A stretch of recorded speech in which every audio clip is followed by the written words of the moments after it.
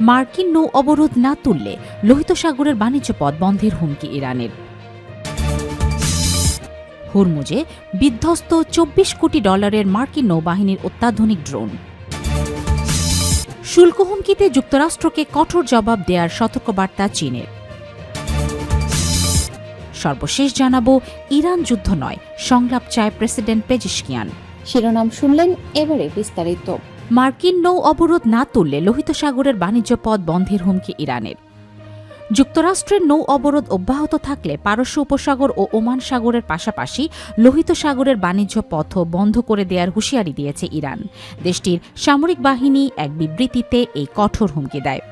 ইরানের রাষ্ট্রীয় টেলিভিশনে প্রচারিত এক বিবৃতিতে দেশটির সামরিক বাহিনীর সেন্ট্রাল কমান্ড সেন্টারের প্রধান আলী আবদুল্লাহি বলেন, ইসলামী প্রজাতন্ত্রের শক্তিশালী সশস্ত্র বাহিনী পারস্য উপসাগর, ওমান সাগর এবং লোহিত সাগর দিয়ে কোনো ধরনের আমদানি রপ্তানি চলতে দেবে না।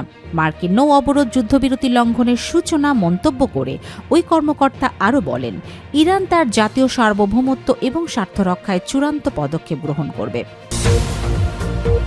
হরমুজে বিধ্বস্ত $24 কোটি মার্কিন নৌবাহিনীর অত্যাধুনিক ড্রোন।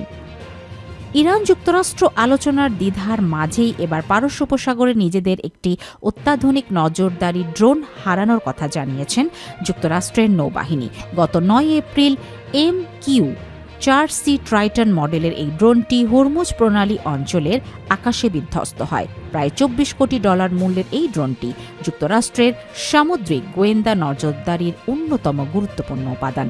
মার্কিন নৌবাহিনীর নেভাল সেফটি কমান্ড জানায়, নিয়মিত টহল মিশন শেষে ইটালির নেভাল এয়ার স্টেশন সিগোনেলা ঘাঁটিতে ফেরার পথে ড্রোনটি হঠাৎ জরুরি সংকেত পাঠাতে শুরু করে। ফ্লাইট ডেটা অনুযায়ী প্রায় 50,000 ফুট উচ্চতা থেকে দ্রুত নিচে নামতে নামতে এক পর্যায়ে সেটি রাডার থেকে অদৃশ্য হয়ে যায়। ঘটনাটি ক্লাস এ মিসআপ হিসাবে চিহ্নিত করা হয়েছে, যা বড় ধরনের ক্ষয়ক্ষতি বা সম্পূর্ণ প্ল্যাটফর্ম হারানোর ক্ষেত্রে ব্যবহৃত হয়। নর্থ রূপ গ্রুম্যান নির্মিত এই ড্রোনটি দীর্ঘ সময় ধরে উচ্চ আকাশে থেকে বিস্তৃত সমুদ্র এলাকা পর্যবেক্ষণ করতে সক্ষম। উন্নত রাডার ও সেন্সর ব্যবস্থার কারণে এটি কার্যত একটি উড়ন্ত নজরদারি কেন্দ্র হিসাবে কাজ করে, যা যুক্তরাষ্ট্রের সামরিক পরিকল্পনা ও গোয়েন্দা তৎপরতার গুরুত্বপূর্ণ ভূমিকা রাখে।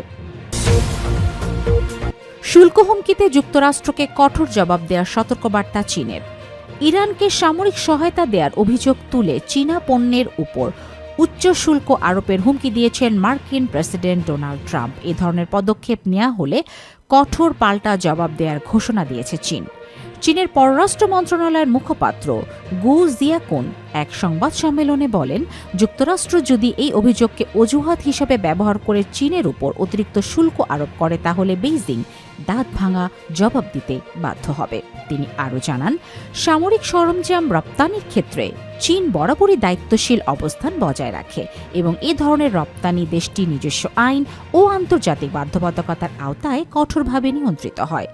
এর আগে ডোনাল্ড ট্রাম্প সতর্ক করে বলেন, যেসব দেশ ইরানকে সামরিক অস্ত্র সরবরাহ করবে তাদের পণ্যের উপর সর্বোচ্চ 50% পর্যন্ত শুল্ক আরোপ করা হতে পারে, যদিও প্রথম ঘোষণায় নির্দিষ্ট কোনো দেশের নাম উল্লেখ করা হয়নি।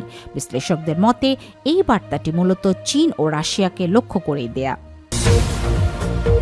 ইরান যুদ্ধ নয়, সংলাপ চায়, বললেন প্রেসিডেন্ট পেজিশকিয়ান। ইরান যুদ্ধ বা অস্থিতিশীলতা চায় না, বরং সংলাপ ও কূটনৈতিক সমাধানের পক্ষেই রয়েছে বলে মন্তব্য করেছেন দেশটির প্রেসিডেন্ট মাসুদ পেজিশকিয়ান।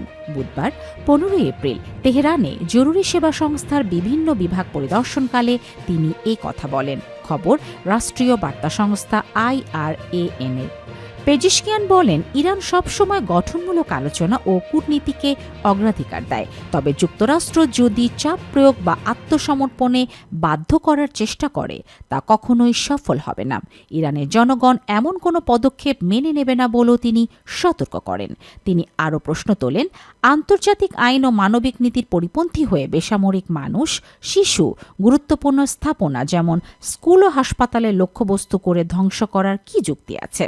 অন্যদিকে ডোনাল্ড ট্রাম্প দাবি করেছেন, ইরানকে ঘিরে চলমান সংঘাত দ্রুত শেষ হচ্ছে।